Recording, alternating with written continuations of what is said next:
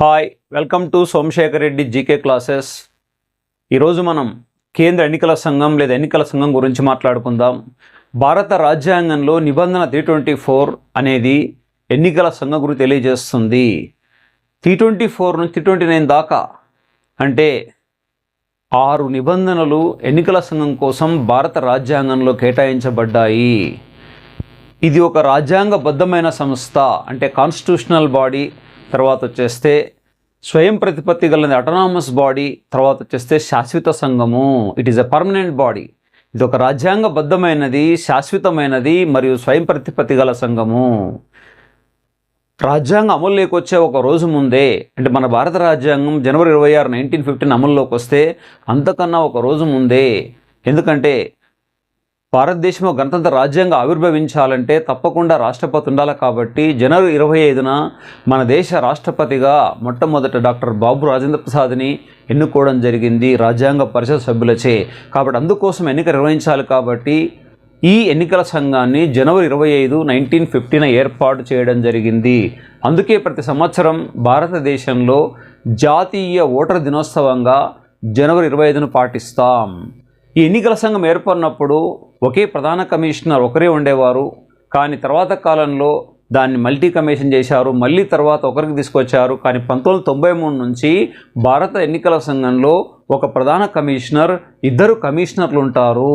వీరు రాష్ట్రపతిచే నియమించబడతారు. కేంద్ర కేబినెట్ సలహా మేరకు రాష్ట్రపతిచే నియమించబడతారు ఎన్నికల ప్రధాన కమిషనర్ కానీ తర్వాత వచ్చేసే కమిషనర్ కానీ. కానీ ప్రధాన కమిషన్ తొలగించే అధికారం పార్లమెంటుకు ఉంటుంది. ఒక సుప్రీంకోర్టు న్యాయమూర్తినో ప్రధాన న్యాయమూర్తిని ఏ విధంగా తొలగిస్తారో అదే విధానం ద్వారా ఎన్నికల ప్రధాన కమిషనర్ను తొలగించే అధికారం ఉంటుంది. కానీ ఎన్నికల కమిషనర్లు మాత్రం సుప్రీంకోర్టు న్యాయమూర్తిచే విచారణ జరిపించిన తర్వాత రాష్ట్రపతి తొలగించే అధికారం ఉంటుంది.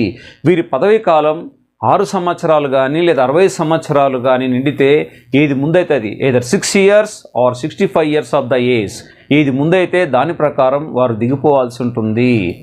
అయితే ఇప్పుడు మనం ఎన్నికల కమిషన్ యొక్క ప్రధాన విధులు ఏంటంటే ముఖ్యంగా ఎన్నికలు నిర్వహించడం అన్నమాట. నోటిఫికేషన్ ప్రకటించాలి. ఫస్ట్ షెడ్యూల్ ప్రకటించిన తర్వాత నోటిఫికేషన్ ఇచ్చేస్తారు. ఆ తర్వాత ఎన్నికలు నిర్వహించి ఆ తర్వాత రిజల్ట్ ప్రకటించేస్తారు.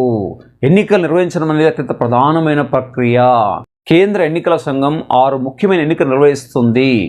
ఏంటివంటే అవి రాష్ట్రపతి, ఉపరాష్ట్రపతి, లోక్సభ, రాజ్యసభ, రాష్ట్ర శాసనసభ మరియు రాష్ట్ర విధాన పరిషత్.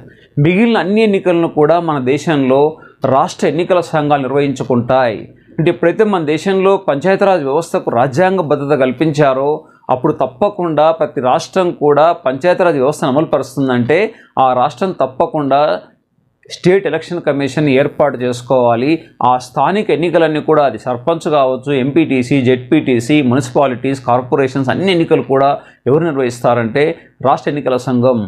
తర్వాత ఓటర్ ఐడెంటిటీ కార్డు ఇవ్వడం కానీ రేపు చేస్తే ఓటర్ లిస్ట్ తయారు చేయడం కానీ అంటే ఒక పార్టీని జాతీయ పార్టీ లేక ప్రాంతీయ పార్టీగా గుర్తించే అధికారం కానీ ఏ పార్టీకైనా కానీ గుర్తింపు ఇవ్వాలంటే ఎన్నికల సంఘానికే ఉంటుంది అధికారము. కేవలం మన దేశంలో 6 జాతీయ పార్టీలు మాత్రమే ఉన్నాయి. ఒక 60లో మాత్రమే ప్రాంతీయ పార్టీలు ఉన్నాయి. కానీ మన దేశంలో 2700లకు పైగా పార్టీలు మన దేశంలో నమోదు చేసుకున్నాయి. ఇప్పుడు ప్రస్తుతం ప్రధాన కమిషనర్ ఎవరంటే రాజీవ్ కుమార్ ఉన్నారు. తర్వాత ఇతర కమిషనర్లు వచ్చేస్తే జ్ఞానేష్ కుమార్ అండ్ సుఖ్బీర్ సింగ్ సంధు ప్రస్తుతం ఉన్నారు. ఓకే, ఆ తర్వాత మొట్టమొదటి ఎన్నికల కమిషనర్ ఎవరు నియమించబడారంటే సుకుమార్ సేన్.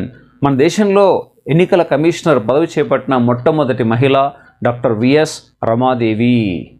ఇవి ఎన్నికల సంఘానికి సంబంధించి మనం ముఖ్యంగా గుర్తుంచుకోవాల్సిన అంశాలు.